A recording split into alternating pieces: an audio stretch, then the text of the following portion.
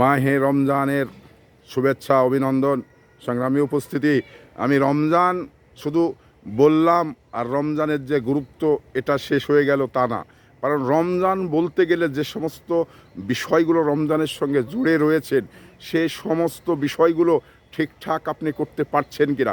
আমি রোজা রাখলাম এবং ইফতারির সময় ইফতার করলাম, তাহলে কি আমার রোজাটা শেষ হয়ে গেল? রোজার তাৎপর্যটা আসলে কি আমি আদায় করতে পারলাম?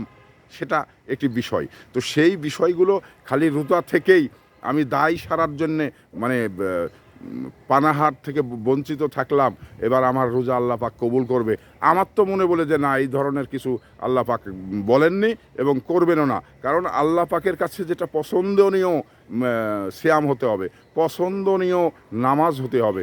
যদি এইগুলো মানে কোনো মানুষ সহিভাবে করেন, কোনো মানুষ আস্থার সঙ্গে করেন, সেগুলো আল্লাহ পাক হয়তো মানে কবুল করতে পারেন। তো আল্লাহ পাকের কবুল করার মতো আপনাকে আমাকে কিছু করতে হবে, সেটা আপনি পারছেন কি না, সেটা আমি পেরেছি কি না, সেটা আমার দেখার বিষয়। তো আমি আমার বিষয়টাকে দেখে আল্লাহ পাকের কাছে দাবি করি যে আল্লাহ পাক তুমি আমার এই সিয়াম কবুল করো, নামাজ কবুল করো,